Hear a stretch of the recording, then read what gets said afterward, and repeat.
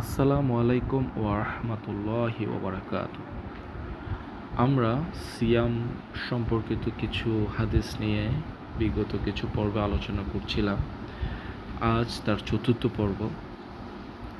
আজ আমরা সিয়াম সম্পর্কিত কিছু বিষয় জানব, যা আমরা দ্বিধায় থাকি, যে সকল বিষয় নিয়ে আমরা দ্বিধায় থাকি সে সম্পর্কিত একটি হাদিস নিয়ে আপনাদের সামনে আজকে উপস্থিত হলাম। এই হাদিসটি আপনারা পাবেন সহিহ বুখারীর 1933 নম্বর হাদিস এবং 6669 নম্বর হাদিস, এবং আরও পাবেন সহিহ মুসলিমে 2772 নম্বর হাদিস। হাদিসের রাবি হচ্ছেন আবু হুরায়রা রাদিয়াল্লাহু আনহু। আসুন আমরা হাদিসটি জেনে নেই। আবু হুরায়রা রাদিয়াল্লাহু আনহু হতে বর্ণিত, নবী করিম সাল্লাল্লাহু আলাইহি ওয়াসাল্লাম বলেছেন, যখন কোনো ব্যক্তি ভুলবশত কিছু খেয়ে বা পান করে ফেলবে, তখন সে যেন তার সিয়াম না ভেঙে পূর্ণ করে নেয়, কেননা আল্লাহই তাকে খাওয়িয়েছেন এবং পান করিয়েছেন।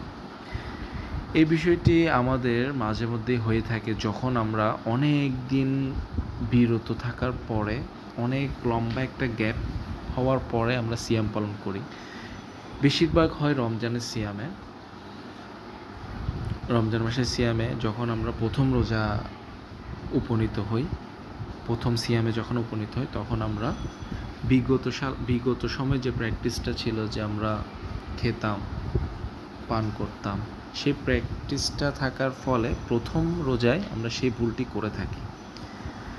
তো এই হাদিসে আমরা জানতে পারলাম, যদি আমরা ভুলে কিছু খেয়ে ফেলি, এখানে যে শব্দটা আছে ভুলবশত, ইচ্ছা করে নয়, ভুলবশত কিছু খেয়ে বা পান করে ফেলি, তখন আমরা সেই সিয়ামটা ভাঙবো না, সেই সিয়ামটা আমরা বহাল রাখবো, কেননা সেটি ভুলবশত হয়েছে এবং এটি আল্লাহই করিয়েছেন, আল্লাহ তাকে খাইয়েছেন এবং পান করিয়েছেন। ঠিক আছে, আমরা ইনশাল্লাহ এই হাদিসের উপর আমল করব।